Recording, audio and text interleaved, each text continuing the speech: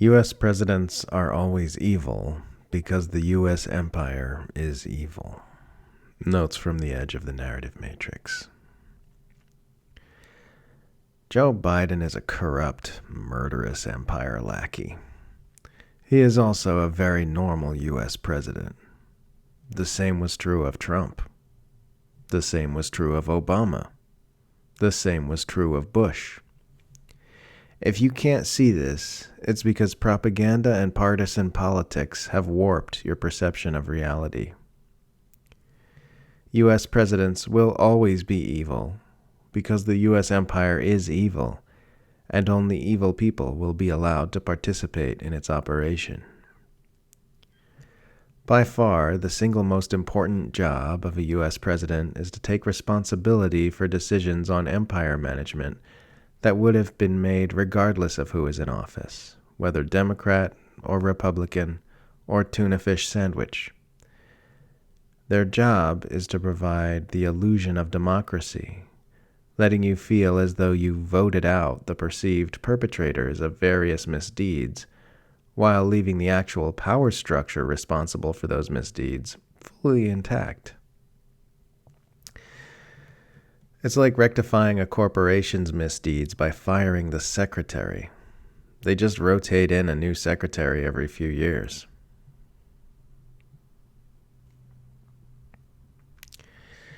Nobody is born supporting nonstop military expansionism and regime change interventionism.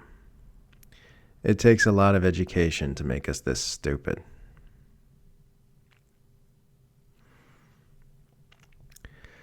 It's always hilarious how the U.S. pretends its unwavering support for Israel is some kind of principled stance based on morals, and not the need to have a nuclear-armed military enforcer in the most resource-rich region on Earth.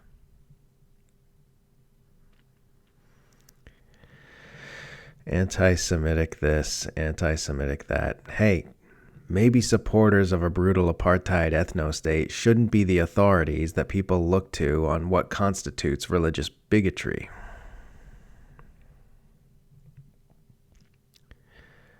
Opposing Israeli war crimes is anti-Semitic.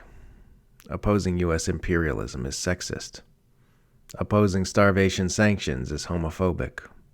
Opposing proxy wars is misgendering. Opposing nuclear brinkmanship is kink-shaming. If I'd been getting my information from Western mass media, I would have believed that Israel incinerated Gaza in self-defense because Hamas attacked it with rockets, completely unprovoked, for no other reason than hatred of Jewish people. These outlets are propaganda firms.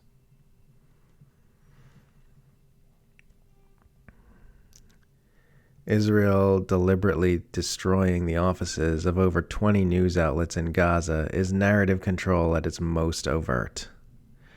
Reminds me of a Game of Thrones quote.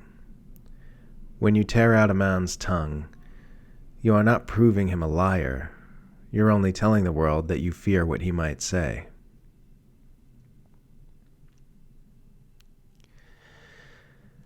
Saying Jewish people have a right to exist and saying a brutal apartheid ethno-state has a right to exist are two completely separate claims, and anyone conflating them is being knowingly manipulative.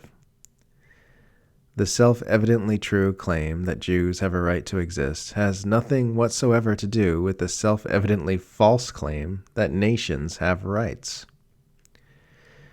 Nations are conceptual constructs with no independent existence outside the human imagination. Saying Israel has a right to exist is the same as saying Bugs Bunny has a right to exist. Except if you needed to murder a bunch of kids every few years to keep Bugs Bunny around.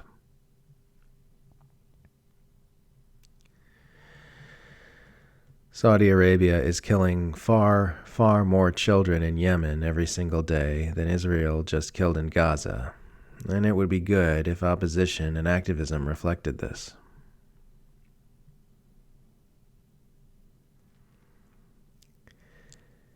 If you ever feel dumb, remember that there are people who believe it's populist to hate China, even as the machines of war pivot toward Asia.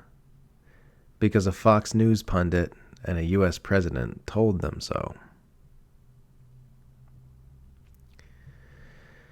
CIA applicant Tucker Carlson is not anti-warmonger. He's just the new model of warmonger. He's not pushing for an end to wars. He's pushing for the military pivot to Asia that the entire empire already wants anyway.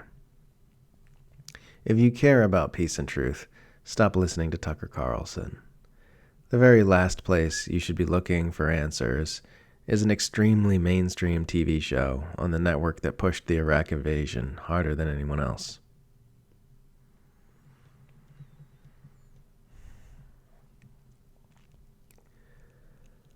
Mental illness doesn't help with art. Art helps with mental illness. People with diagnoses often become artists, musicians, or creators because making stuff is good medicine, so naturally they make more stuff. I think this distinction is important because there's a toxic belief that artists need their mental illness to create. It deifies the illness rather than the medicine. You can just make art until you feel better, and then you can keep making art because it feels good.